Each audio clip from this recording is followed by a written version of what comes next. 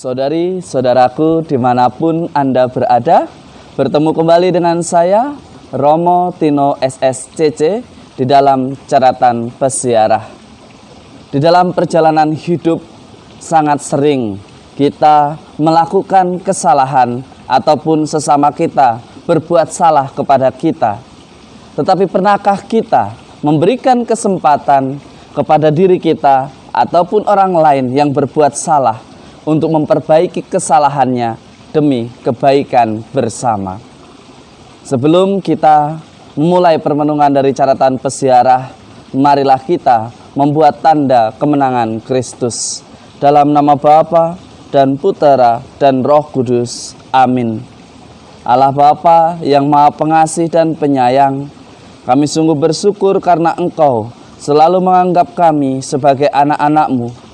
Meskipun kami jatuh ke dalam dosa dan berbuat jahat, Engkau selalu memberikan kesempatan kepada kami untuk berbalik dan memperbaiki hidup kami.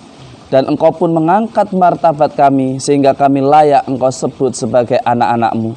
Ajarilah kami agar kami tetap selalu berani menjadi pribadi yang lebih baik dari hari ke hari.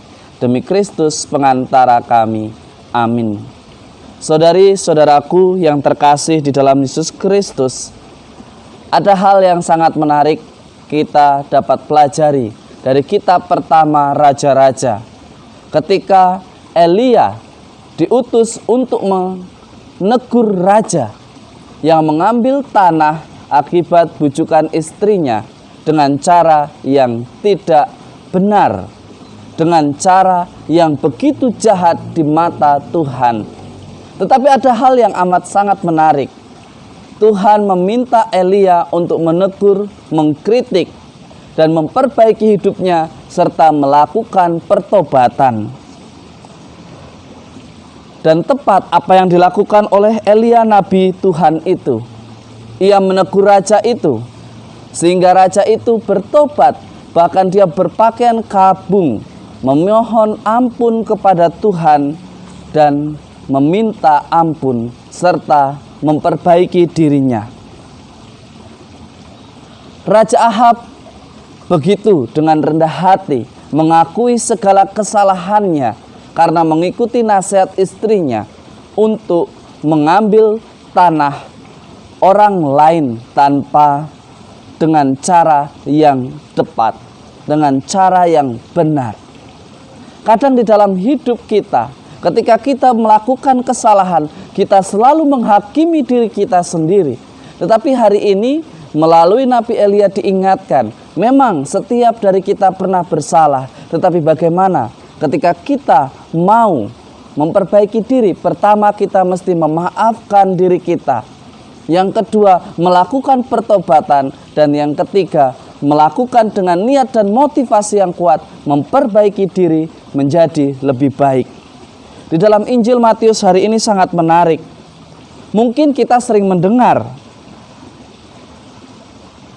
kasihilah sesamamu manusia dan bencilah musuhmu. Sering ya kita mendengar itu di dalam hidup kita. Bahkan kadang kamu jangan berteman dengan dia. Dia itu mulutnya nyinyir. Dia itu sukanya menggosip. Dia itu sukanya menipu orang. Tetapi berbeda dengan Yesus hari ini di dalam Injil Matius. Ia mengajak kita untuk mengasihi musuh. Bahkan berdoalah bagi mereka yang menganiaya kalian. Yesus meminta kita untuk tidak membenci musuh kita.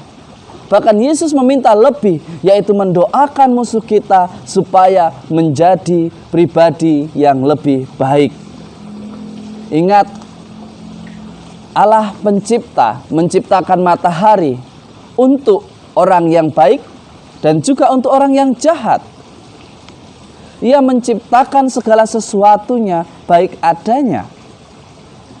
Tetapi bagaimana kita yang mengaku sebagai murid Kristus berani mencoba, berani belajar untuk memberikan kesempatan kepada orang-orang yang membenci kita, kepada orang-orang yang suka mengkritik kita, kepada orang-orang yang nyinyir kepada kita, kesempatan untuk memperbaiki diri, kesempatan untuk membuktikan perkataannya.